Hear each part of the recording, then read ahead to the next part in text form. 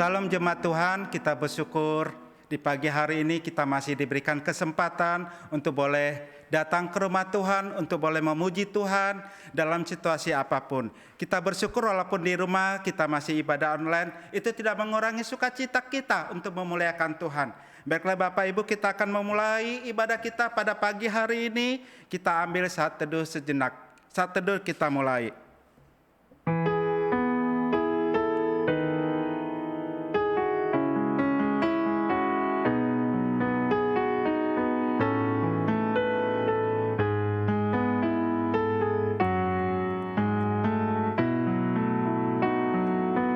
Amin. Jemaat Tuhan, saya undang untuk bangkit berdiri. Kita akan memulai ibadah kita di pagi hari ini. Panggilan ibadah di dalam Mazmur 100 ayat 1 dan 2. Bersorak-soraklah bagi Tuhan, hai seluruh bumi. Beribadahlah kepada Tuhan dengan sukacita. Datanglah ke hadapannya dengan sorak-sorai. Kita akan memuliakan Tuhan, memuji Tuhan dari KPK nomor 22 ayat 1 dan 2, sukacitaku sembahkan.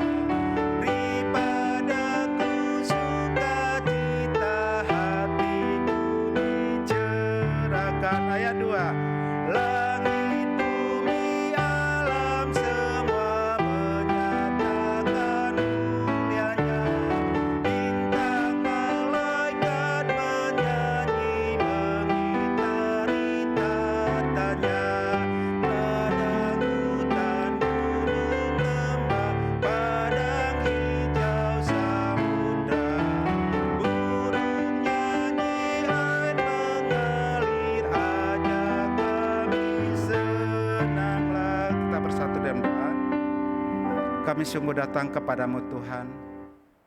Kami bersyukur Tuhan masih memberikan kesempatan yang indah untuk kami boleh bersama-sama beribadah di gereja, beribadah di rumah kami masing-masing, walaupun masih di dalam online.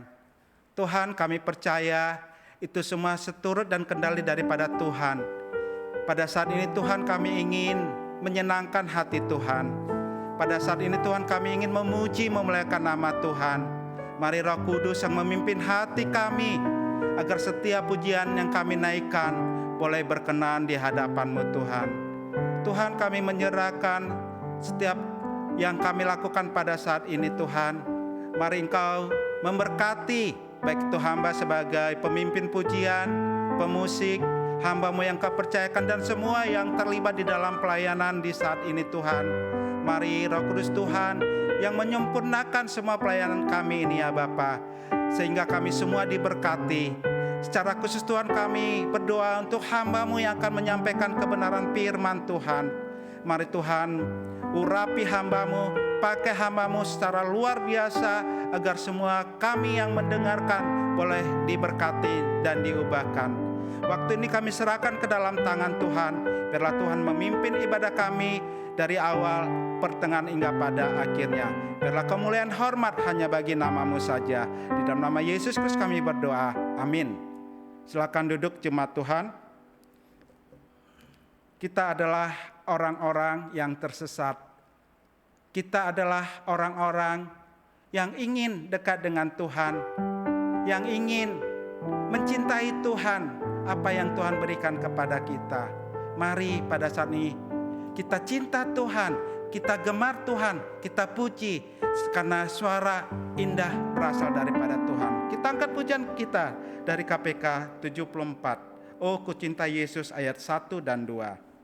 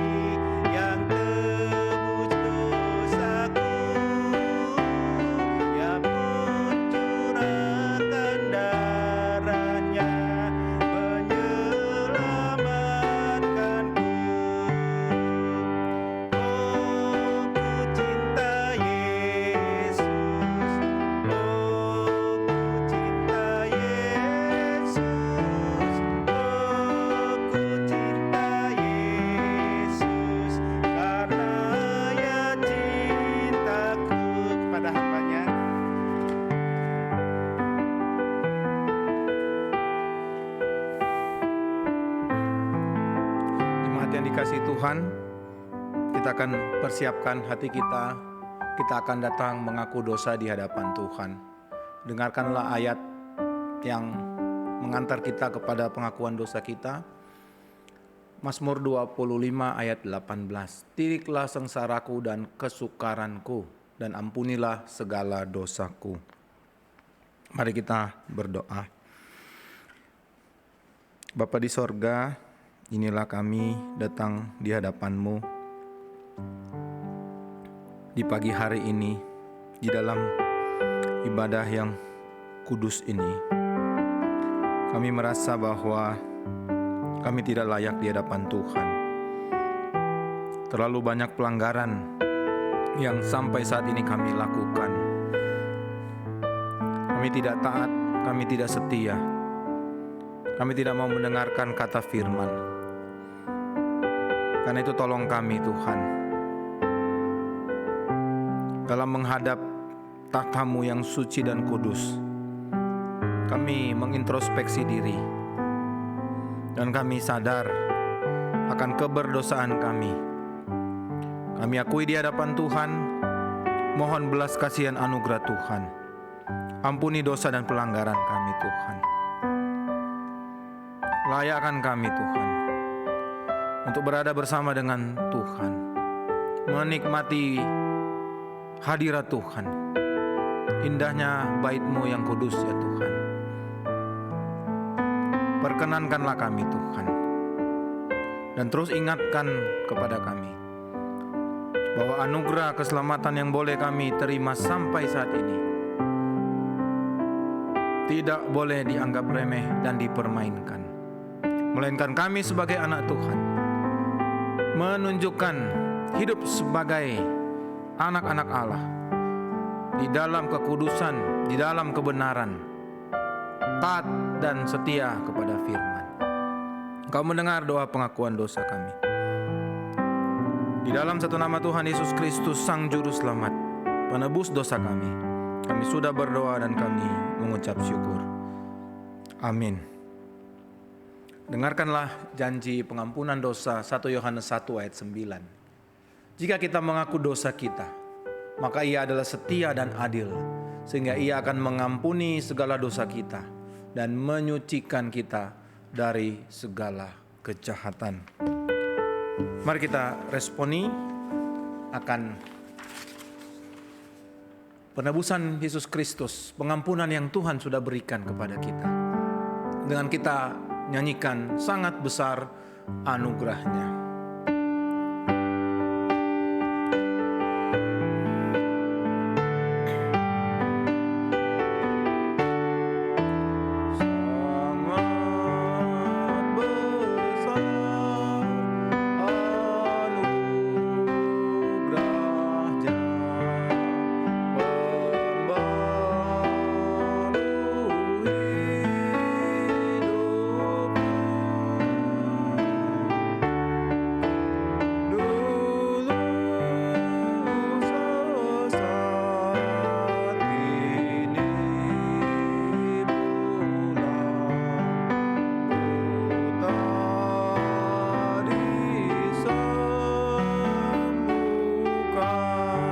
Yang ketiga,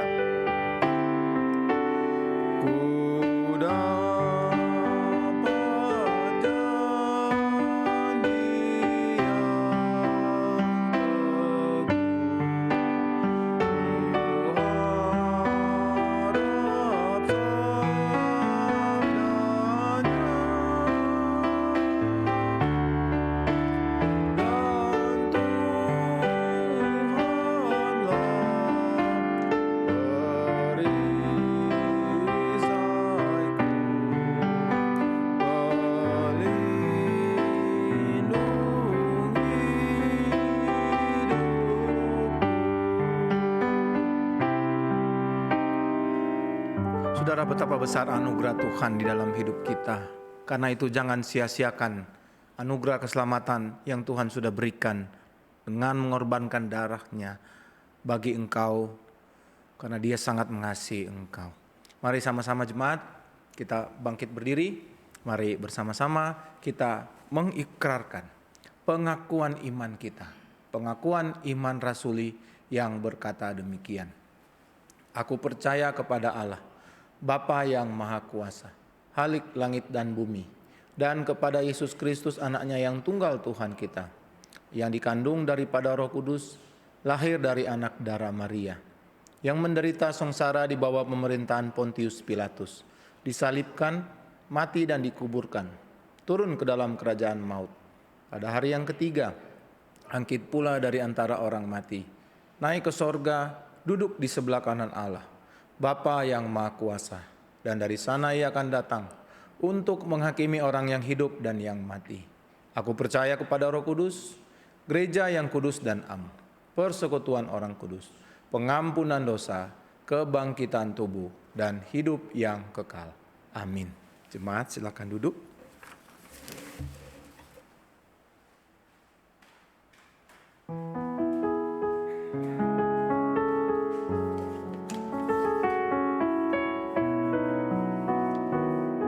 Setelah kita mengaku dosa di hadapan Tuhan, biarlah itu menuntun hidup kita untuk melangkah di waktu-waktu ke depan ini. Dan sebentar juga kita akan mendengarkan firman Tuhan. Kita angkat pujian kita dari KPPK nomor 144 ayat 1.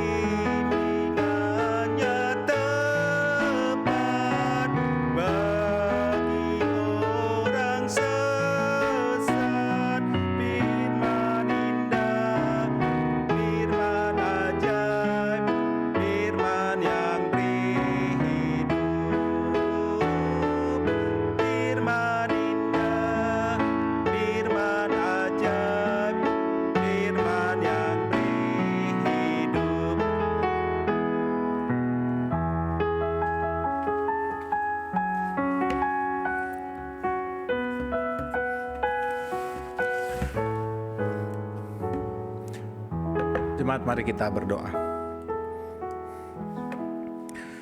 Bapa di dalam sorga, benar seperti pujian yang kami nyanyikan. Firman yang hidup, itulah Engkau. Dan Engkau tidak pernah salah. Firman-Mu tidak pernah salah. Apa yang Engkau ucapkan, apa yang Engkau sabdakan Tuhan, itu sangat tepat bagi kami, mengingatkan, mengoreksi, menguatkan, menghibur kami. Karena itu Tuhan, betapa kami sangat butuh firman-Mu di dalam kehidupan kami di tengah-tengah dunia ini. Tolonglah kami ketika kami akan membaca dan merenungkan firman di saat ini. Meskipun kami berada di rumah kami masing-masing, situasi tidak mendukung kami beribadah bersama di gereja. Tapi hamba-Mu berdoa, biarlah Tuhan mengurapi setiap jemaat, sehingga waktu untuk mendengarkan firman dan merenungkan firman, setiap jemaat bisa fokus Tuhan, tidak terganggu dengan apa yang ada di luar, tidak terganggu dengan apa yang ada di sekeliling, tapi betul-betul duduk diam mendengar firman. Dan firman itu hamba-Mu juga rindukan terbukti, diaplikasikan dalam hidup kami setiap anak-anak Tuhan, hidup setiap jemaat, sehingga Tuhan, orang lain pun boleh melihat seperti inilah murid-murid Kristus yang sejati. Hamba-Mu Tuhan, biarlah Engkau urapi, Engkau pakai, boleh menjadi berkat bagi setiap jemaat, siapa saja yang mendengarkan firman-Mu ini. Berfirmanlah Tuhan, kami semua siap untuk mendengarkannya. Dalam satu nama Tuhan Yesus Kristus, firman yang hidup, kami sudah berdoa. Amin. Jemaat sekalian, tidak terasa kita masuk di bulan yang ke-9, bulan September. Minggu ini kita akan bicara soal ketamakan. Temanya adalah waspadalah terhadap segala ketamakan.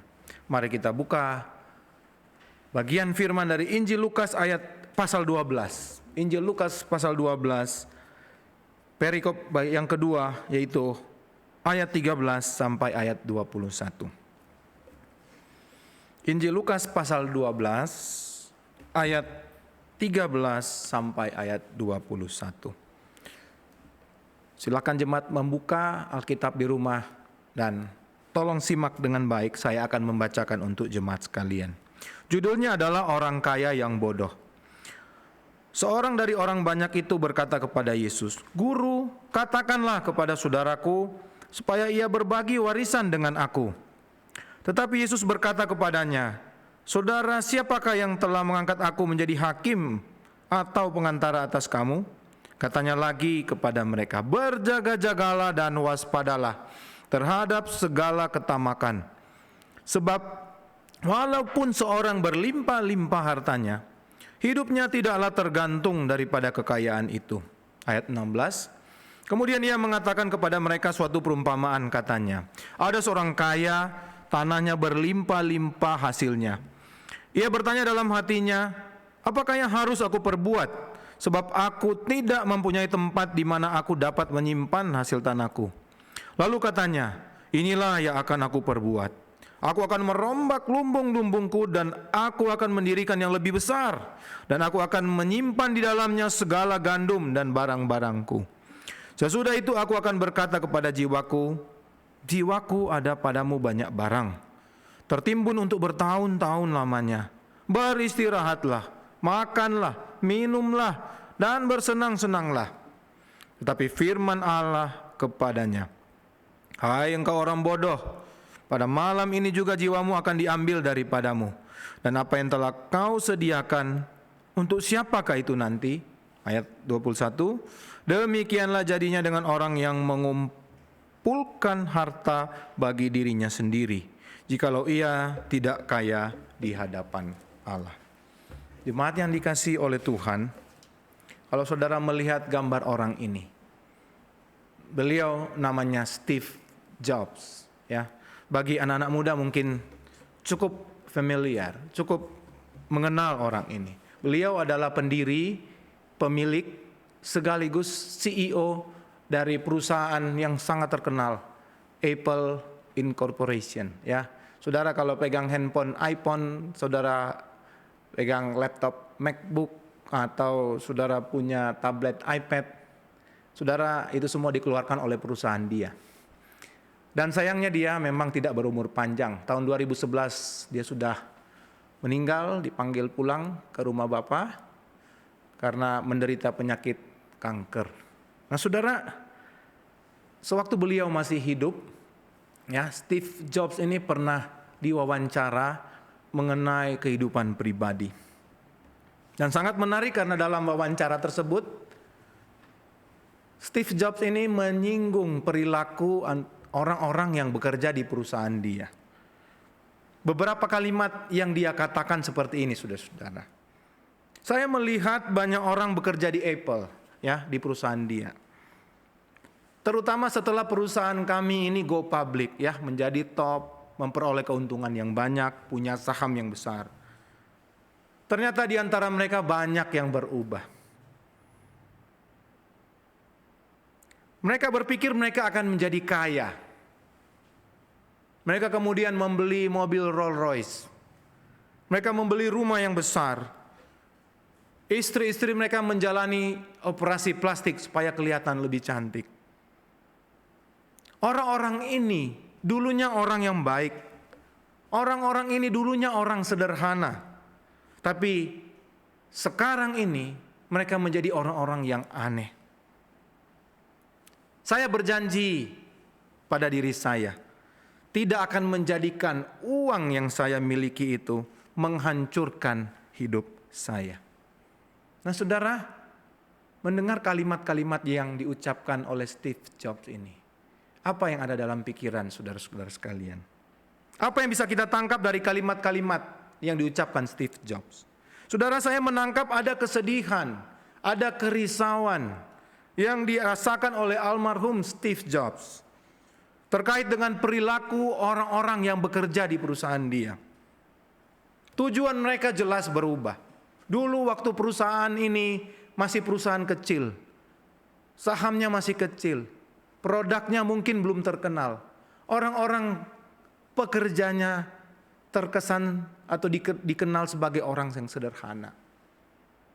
Tapi setelah perusahaan berkembang, keuntungan makin besar, saudara-saudara.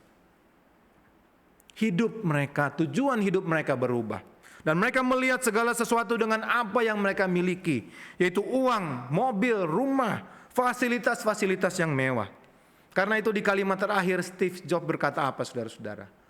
Kalimat terakhir Steve Jobs mengatakan, dia pun akan berusaha tidak tergoda dengan hal ini. Nah saudara, apa yang dirisaukan oleh Steve Jobs ini, bukankah itu menjadi tabiat dan karakter manusia zaman sekarang? Manusia bisa lupa segala-galanya ketika dia memiliki uang. Manusia bisa tidak puas, tidak pernah merasa cukup. Ketika ditanya, kapan engkau merasa cukup? Seseorang pasti akan menjawab, saya merasa cukup kalau bisa ketambahan lebih sedikit lagi. Nah saudara, ketika keinginan bertambah lebih sedikit itu dipenuhi, orang itu akan berkata, kalau bisa tambah lagi sedikit. Ketika itu dipenuhi, orang tersebut akan berkata, tambah lagi sedikit, tambah lagi sedikit. Nah saudara, permisi tanya, sampai kapan kira-kira tambah sedikit, tambah sedikit, tambah sedikit? Kapan kita bisa merasa cukup, saudara-saudara? Apa artinya hal ini? Saudara, manusia bisa menjadi tidak terkendali. Manusia bisa menjadi tamak. Manusia bisa menjadi serakah. Saudara, tema renungan hari ini adalah waspadalah terhadap segala ketamakan. Apa arti dari kalimat ini? Mari kita renungkan bersama-sama. Nah saudara, kalimat peringatan waspadalah terhadap segala ketamakan itu menjadi bagian penting dari perikop yang kita baca. Judul perikop ini adalah orang kaya yang bodoh. Dan ini adalah perumpamaan, saudara-saudara. Nah yang unik di dalam perikop ini, yang unik dari perumpamaan ini adalah pola pengajaran Tuhan Yesus. Saudara, biasanya Tuhan Yesus ketika dia akan mengajar orang banyak atau murid-muridnya, Tuhan Yesus sering memakai ilustrasi. Tuhan Yesus sering memakai perumpamaan untuk mengajar orang. Setelah dia menceritakan perumpamaan, baru kemudian dia menceritakan artinya atau dia memberi pengajaran kepada orang-orang yang mendengarkan cerita atau perumpamaan tersebut. Nah, di dalam perikop yang kita baca hari ini, jelas sekali tercatat, saudara-saudara. Sebelum Tuhan Yesus menceritakan perumpamaan, Tuhan Yesus sudah mengingatkan orang-orang yang mendengarkannya akan bahaya dari ketamakan. Karena itu saudara-saudara, hari ini, minggu ini kita akan merenungkan bagian awal dari perikop ini. Jadi saya tidak akan fokus kepada cerita perumpamaan orang kaya yang bodoh, tapi saya akan fokus kepada 3 ayat bagian awal, yaitu ayat 13 sampai ayat yang ke-15. Mari kita lihat ayat ini satu persatu.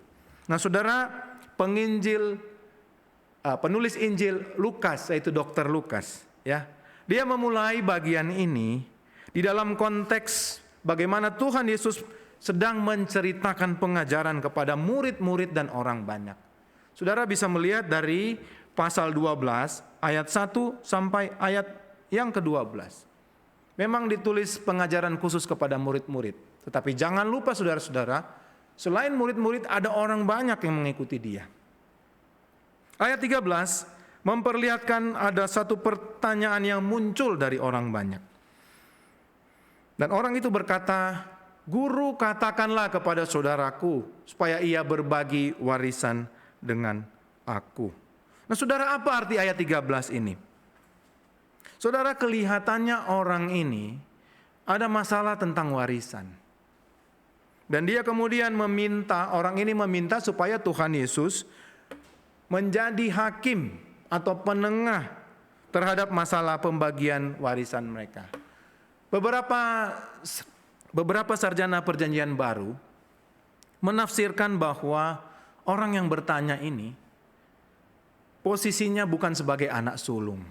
Bisa jadi orang ini adalah mungkin anak yang kedua, anak ketiga, keempat, atau jangan-jangan dia adalah anak yang bungsu, ya. Karena menurut hukum orang Yahudi tentang pembagian warisan, saudara bisa baca di layar di Ulangan 21 ayat 17. Menurut hukum Yahudi, warisan yang bakal diterima anak sulung itu 2 kali lebih besar dari anak-anak yang lain.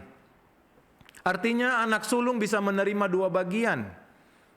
Sedangkan di luar anak sulung, anak kedua, ketiga, keempat atau anak bungsu, itu hanya menerima 1 bagian saja. Saya berikan contoh saudara-saudara. Kalau engkau memiliki 2 anak laki-laki, maka anakmu yang sulung yang lebih tua itu akan menerima 2/3 bagian. Jadi kalau dari 100%, ketika engkau akan bagi warisan, 2/3 itu jatuh ke anak yang sulung. 67%. Sisanya berarti menerima berapa? 33%, 1 bagian saja. Kalau engkau punya 3 anak laki-laki, bagaimana engkau membaginya? Saudara, kalau engkau punya 3 anak laki-laki, jelas yang sulung akan menerima 2/4 atau 50%. Yang kedua tinggal 25%, yang ketiga yang bungsu 25%. Sama dengan kalau 4 anak laki-laki, ya. Yang lebih tua menerima 40%, yang 3 anak laki-laki itu tinggal 20%. Nah, saudara, bisa saja orang yang bertanya ini, dia posisinya bukan anak sulung. Karena itu dia bertanya, dia sedikit protes, dia komplain. Ya. Kenapa dia hanya menerima bagian yang sedikit? Dan kemudian dia meminta Tuhan Yesus untuk membereskan persoalan itu. Nah, saudara, apa yang menjadi jawaban Tuhan Yesus? Ayat 14, Yesus berkata kepadanya, "Saudara, siapakah yang telah mengangkat aku menjadi hakim atau pengantara atas kamu?" Nah, saudara-saudara, kata pengantara, menariknya kata pengantara, di dalam bahasa Alkitabnya itu memakai kata meristen, artinya pembagi. Ya. Jadi kalau saya terjemahkan hurufiah langsung, saudara-saudara, kira-kira kalimatnya begini, "Saudara, siapakah yang telah mengangkat aku menjadi hakim atau pembagi atas kamu?" Nah, saudara-saudara, menarik sekali apa yang menjadi jawaban Tuhan Yesus. Ketika dia mengatakan saudara, tahukah saudara-saudara apa arti perkataan saudara tersebut? Panggilan saudara yang diucapkan Yesus kepada orang tersebut menunjukkan bahwa Tuhan Yesus sedang kesal terhadap orang itu. Ya. Jadi itu bukan panggilan yang halus, saudara-saudara. Itu bukan panggilan yang baik-baik menurut kita. Tapi panggilan itu adalah panggilan kesal, ya, dari Tuhan Yesus kepada orang itu. Bahkan ada yang mengatakan bahwa ketika Yesus mengatakan saudara, sebenarnya Tuhan Yesus sedang mengecam orang itu. Mengapa saudara-saudara Tuhan Yesus kesal terhadap orang tersebut? Karena Tuhan Yesus tahu isi hati orang itu. Yesus tahu pokok persoalan yang dia hadapi. Tuhan Yesus tahu bahwa inti masalahnya bukan soal besarnya pembagian di antara mereka, bukan soal yang satu dapat dan yang satu tidak dapat. Mereka semua mendapat warisan, saudara-saudara. Yesus tahu masalahnya cuma satu. Yaitu ada yang dapat yang besar, bagian yang besar, dan ada yang mendapat bagian yang kecil. Nah, yang mendapat bagian kecil ini protes, marah mungkin. Maunya juga sama, mendapat bagian yang besar. Nah, disinilah kita melihat, saudara-saudara, hikmat bijaksananya Tuhan Yesus. Dia menolak untuk menengahi menjadi hakim, menjadi pembagi perselisihan di antara mereka. Bahkan Yesus langsung tahu dan mengingatkan mereka. Inti masalahnya cuma satu, yaitu soal ketamakan. Jemaat yang dikasihi oleh Tuhan, ayat 15, Tuhan Yesus langsung mengingatkan orang banyak yang mengikuti pengajaran Tuhan Yesus dengan berkata, berjaga-jagalah dan waspadalah terhadap segala ketamakan. Sebab walaupun seorang berlimpah-limpah hartanya, hidupnya tidaklah tergantung daripada kekayaannya itu. Tuhan Yesus langsung mengatakan satu peringatan keras. Berjaga-jagalah dan waspadalah terhadap ketamakan. Saudara-saudara, saya tidak perlu menjelaskan lagi apa itu arti ketamakan. Saudara-saudara pasti tahu apa arti tamak, apa arti ketamakan. Saudara, ketamakan itu dasarnya adalah apa? Keinginan yang berlebihan, keinginan yang tidak terkontrol, keinginan yang tidak ada habis-habisnya. Tidak ada rasa puasnya, saudara-saudara. Dan tahukah saudara-saudara, ketamakan atau sikap tamak, rasa tamak ini sangat berdampak buruk bagi semua pihak. Yang pertama tentunya dari diri sendiri, pihak diri sendiri. Saudara, kenapa diri sendiri? Saudara, ketika engkau memiliki ketamakan, rasa tamak, serakah, akibat ketamakan adalah membuat seseorang tidak lagi memperhatikan kemampuan dirinya, bahkan kesehatannya. Nanti saya akan berikan contoh. Dampak buruk yang kedua tentunya setelah diri sendiri, berdampak buruk bagi orang lain. Gara-gara tamak, sikap ketamakan kita, saudara, kita bisa tidak peduli orang lain. Dan akhirnya apa, saudara-saudara?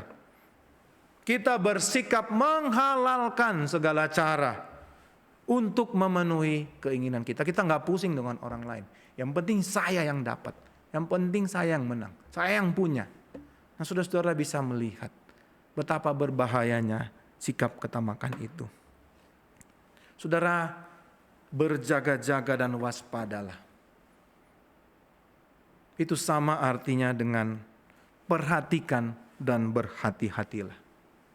Dan kedua kata ini, saudara-saudara, dari bahasa aslinya merupakan kata perintah.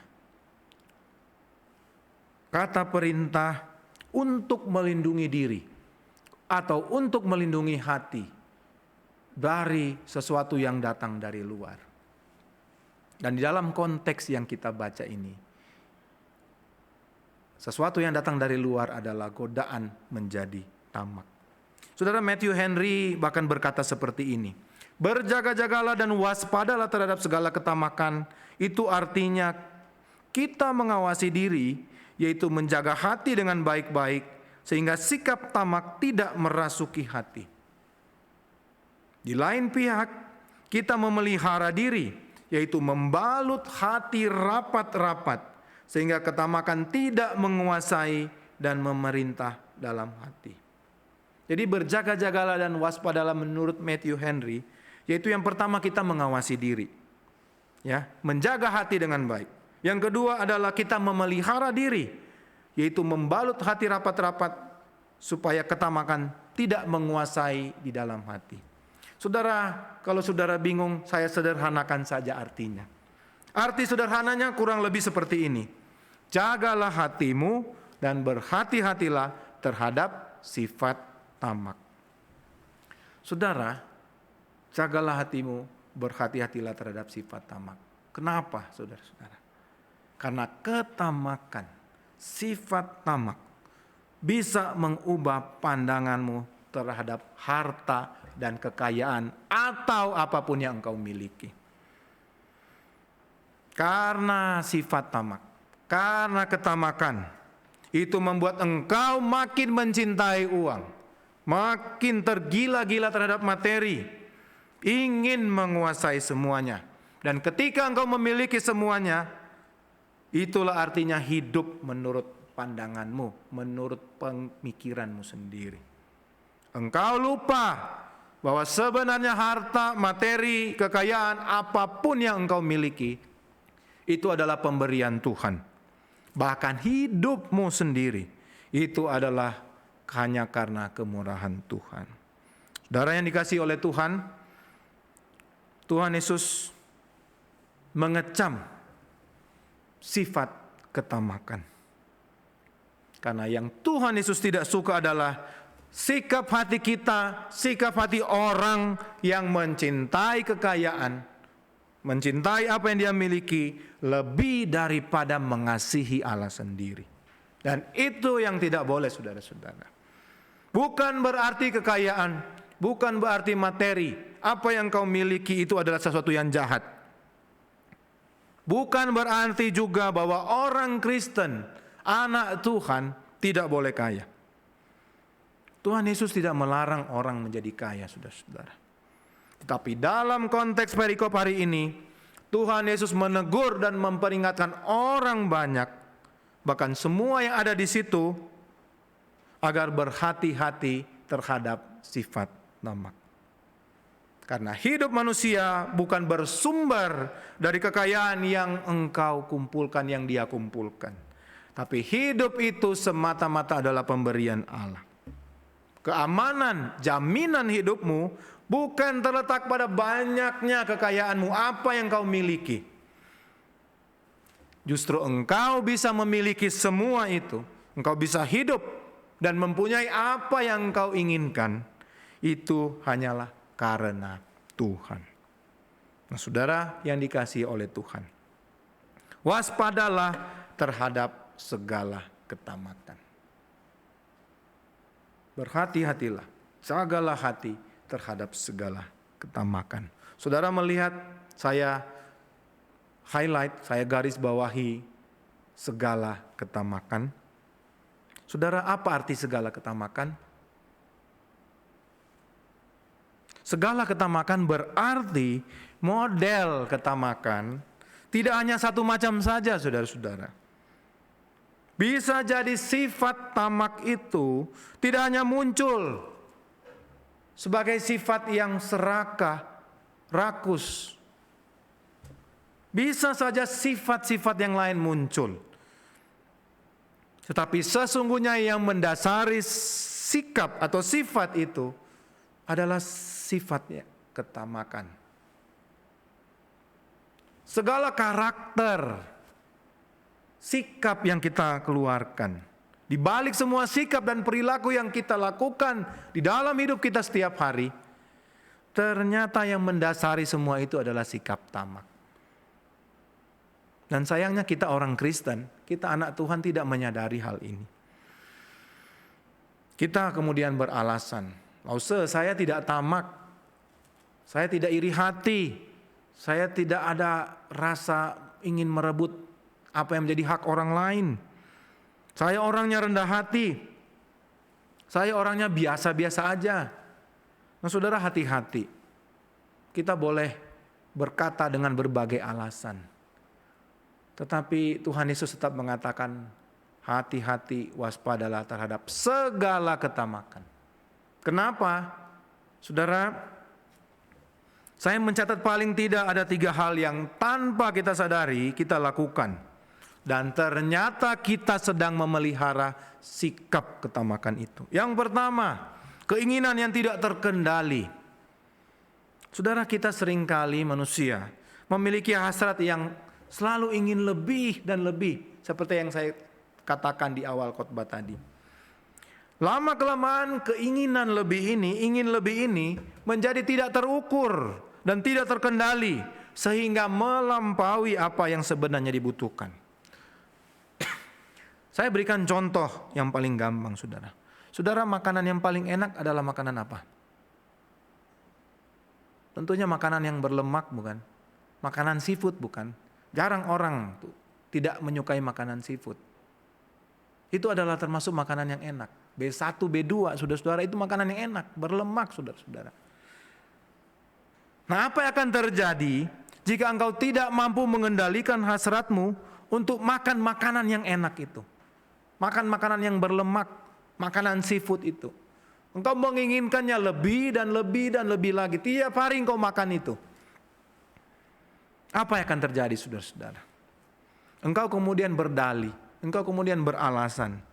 Nanti setiap selesai makan seafood, setiap selesai saya makan lemak, kan ada simvastatin, ada amlodipin, ada lipitor, ya kan, saudara-saudara? Saudara, berhati-hatilah. Seperti yang saya katakan sebelumnya.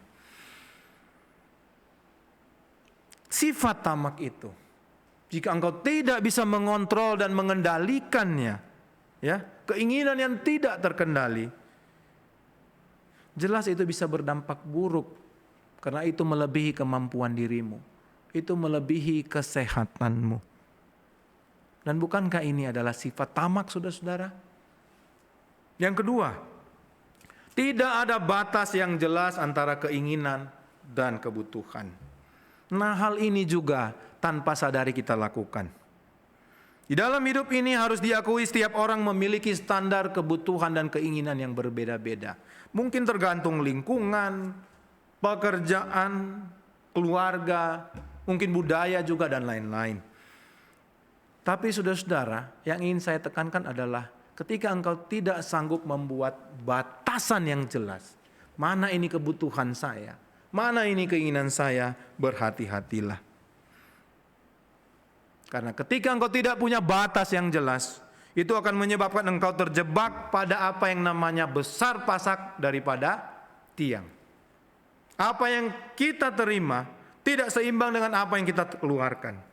Nah, saudara, kalau sudah begini, apa yang akan engkau lakukan?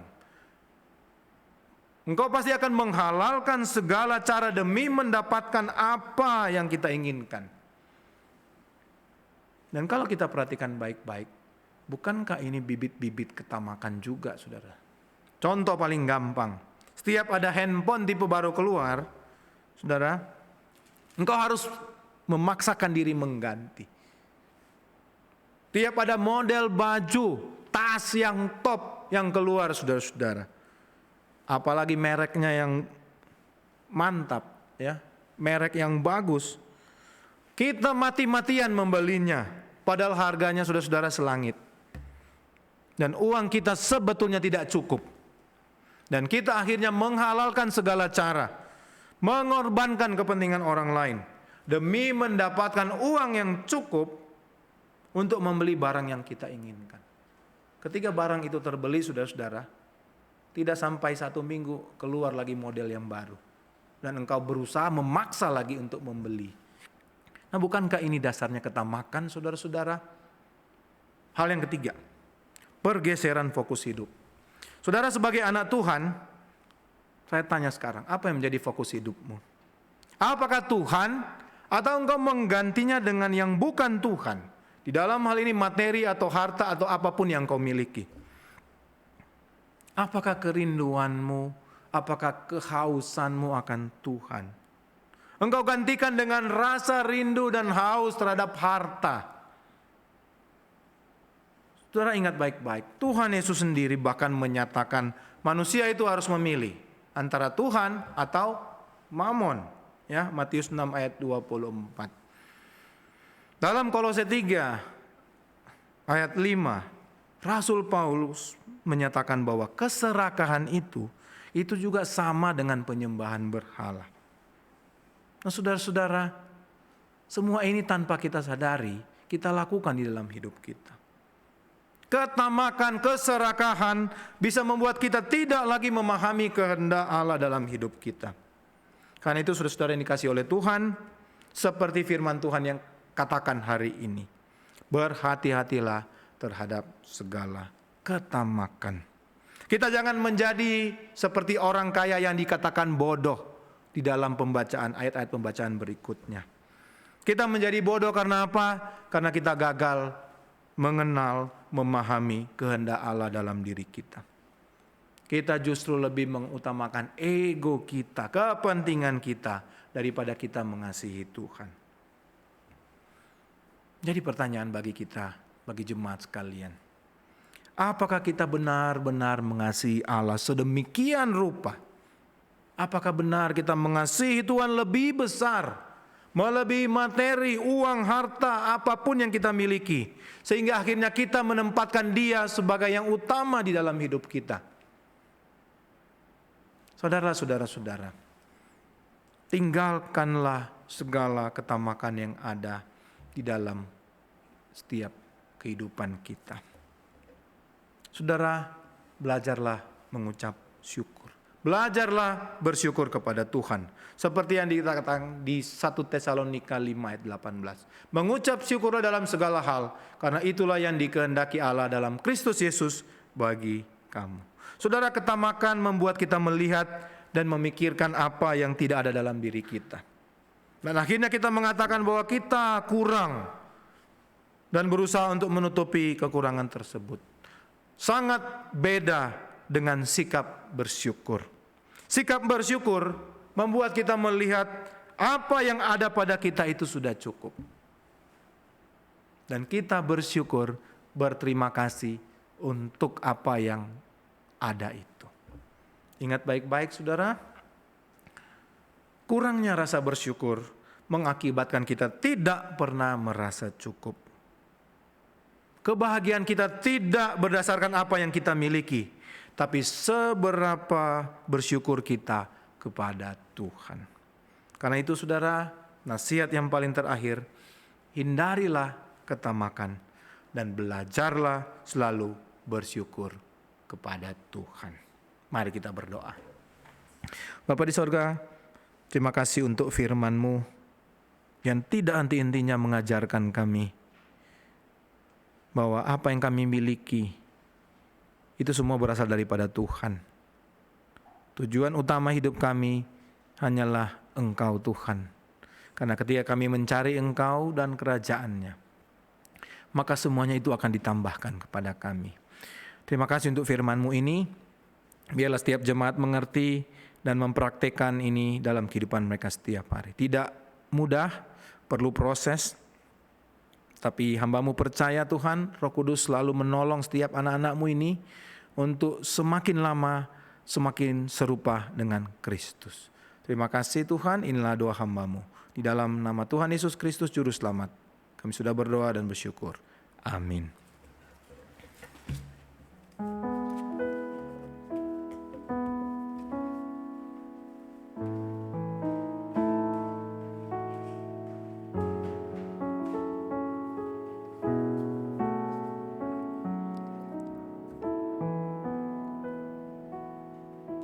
Firman Tuhan yang sudah boleh menguatkan kita, yang boleh memberi pengajaran kepada kita untuk kita tetap waspada terhadap ketamakan. Dan kita tetap bersyukur dalam situasi apapun, dan ketamakan boleh kita hindari. Mari Bapak Ibu, dengan rasa syukur kita akan memberikan persembahan kita yang kita boleh bawa melalui scan barcode yang ada di layar. Bapak Ibu boleh juga membawa persembahan Bapak Ibu. Setelah selesai ibadah, Bapak boleh datang ke gereja mengumpulkannya, dan kita bersama-sama akan memuji Tuhan dari KPK nomor 212, Hidup Bagimu.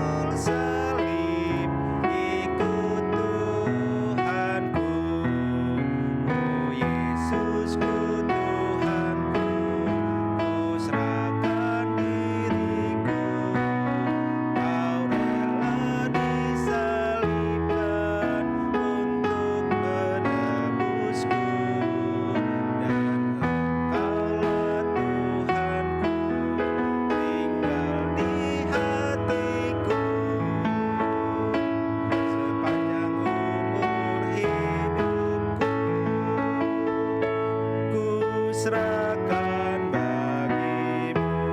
Kita berdoa. Kami mengucap syukur Tuhan untuk ibadah yang kami sudah lakukan.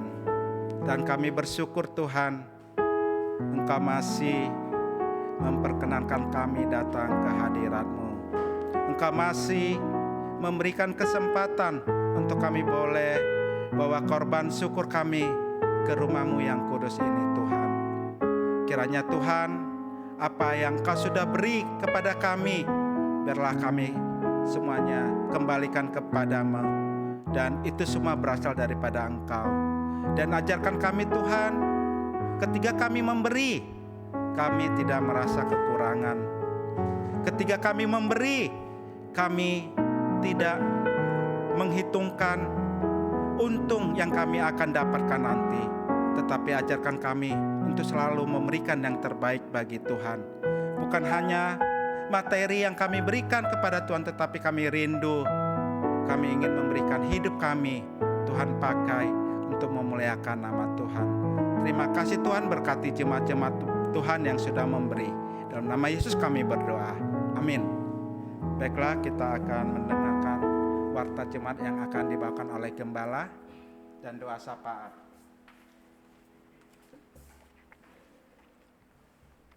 Shalom jemaat yang dikasihi oleh Tuhan. Tak henti-hentinya saya menghimbau, mengingatkan jemaat untuk tetap komitmen, tetap setia untuk beribadah kepada Tuhan, baik persekutuan doa hari Rabu malam maupun juga kebaktian umum hari Minggu, meskipun semuanya secara online, texting, tapi biarlah itu tidak mengurangi hikmat kita untuk beribadah kepada Tuhan. Jadwal persekutuan doa 9 September, temanya adalah hal menghakimi. Harap jemaat semua bisa mengikutinya. Kemudian jadwal kebaktian umum tanggal 13 September. Temanya adalah paling utama atau paling rendah. Pengkhotbahnya adalah Lause Julius, pemimpin liturgis Edwin, pemusik Bapak Lazarus Emin, multimedia Gabriel, dan tim yang sudah dipersiapkan. Baik, kita akan berdoa. Kita akan menaikkan beberapa pokok doa kita. Yang pertama adalah kita terus doakan keadaan new normal selama pandemi COVID. Saudara, setiap hari miris kita mendengar, kita melihat bahwa jumlah orang yang terpapar COVID meningkat. Karena itu terus kita doakan supaya pemerintah mendapat cara yang terbaik. Masyarakat juga betul-betul taat pada aturan, tidak sembarangan berkumpul, tidak sembarangan keluar, apalagi yang tidak pakai masker, tidak mengikuti protokol kesehatan. Mari kita terus doakan supaya masyarakat seluruh Indonesia ini paham betul, mengerti akan protokol kesehatan untuk mencegah, memutus rantai penyebaran COVID. Kita doakan juga untuk perekonomian bangsa, ya. Negara-negara lain mungkin sudah mulai menyerah menghadapi resesi, tapi kita bangsa Indonesia masih tetap optimis. Karena itu kita terus doakan supaya perekonomian makin membaik meskipun ini masa-masa yang sulit. Kemudian terakhir kita doakan akan pergumulan setiap jemaat GKI Muara Baru. Nama-nama yang engkau tahu, engkau sebutkan di dalam doamu pribadi kepada Tuhan. Mari kita berdoa. Bapa di sorga, kami datang kepadamu. Kami bawa setiap pokok doa kami. Kami mengucap syukur bahwa kami masih diberikan kesempatan untuk berbakti meskipun secara online. Tuhan, kami bawa bangsa negara kami dalam menghadapi pandemi COVID, keadaan new normal. Semua betul-betul Tuhan bisa kebablasan. Orang banyak berkumpul tidak menghiraukan protokol kesehatan. Karena itu kami sehati berdoa Tuhan, Engkau sendiri Tuhan beri hikmat bagi pemerintah. Kalau memang harus menerapkan sanksi Tuhan, kami pun belajar untuk taat Tuhan. Biarlah setiap masyarakat di seluruh Indonesia ini mengerti protokol kesehatan yang baik. Pakai masker, jaga jarak, cuci tangan dan lain-lain, menghindari keramaian Tuhan. Sehingga betul-betul Tuhan, kami konsisten untuk memerangi, memutus rantai penyebaran COVID. Kami serahkan juga Tuhan untuk keadaan perekonomian bangsa negara. Ini memang masa yang sulit. Negara-negara berkembang di luar sana mungkin ada yang sudah menyerah karena perekonomian tidak berjalan dengan lancar.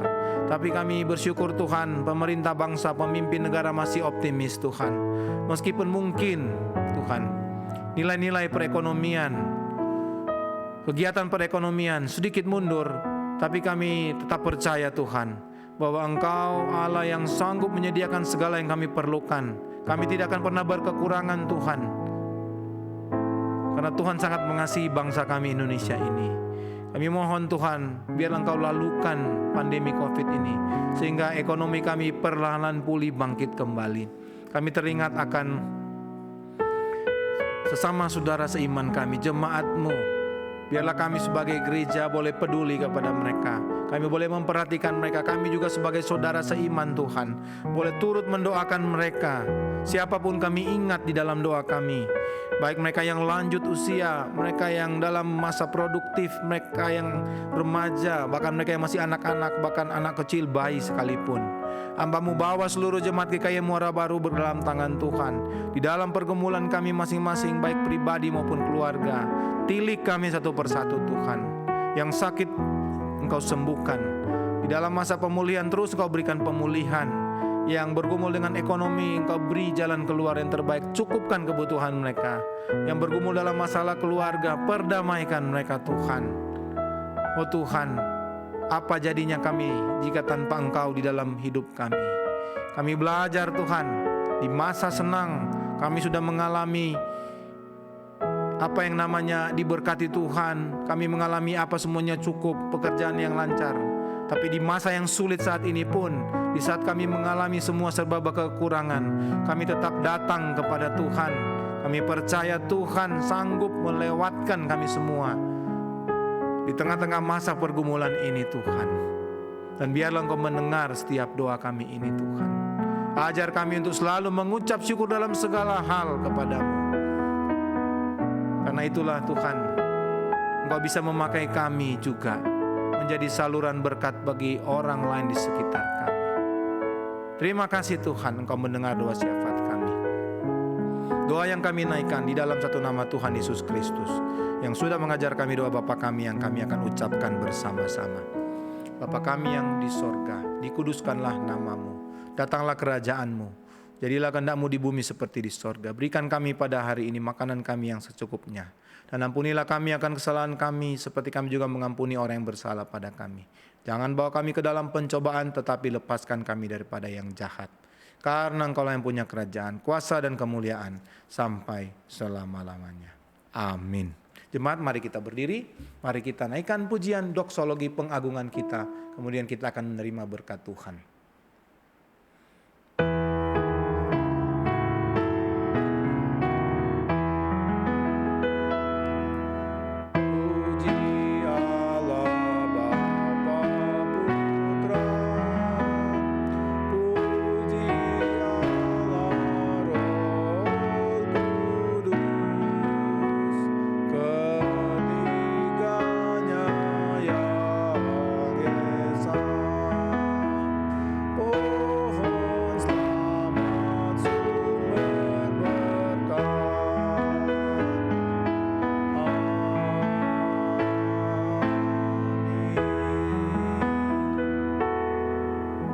Jemaat, arahkanlah hatimu kepada Tuhan dan terimalah berkat-Nya.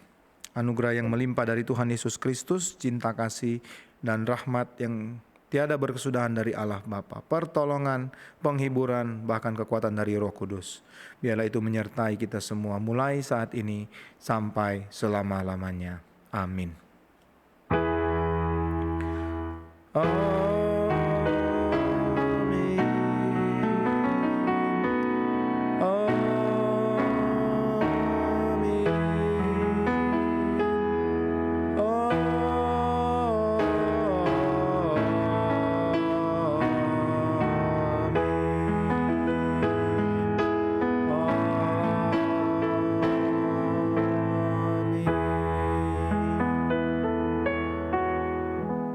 Jemaat silakan duduk. Setiap jemaat doa pribadi saat teduh di hadapan Tuhan, mengucap syukur kepada Tuhan. Kebaktian kita selesai, Tuhan berkati.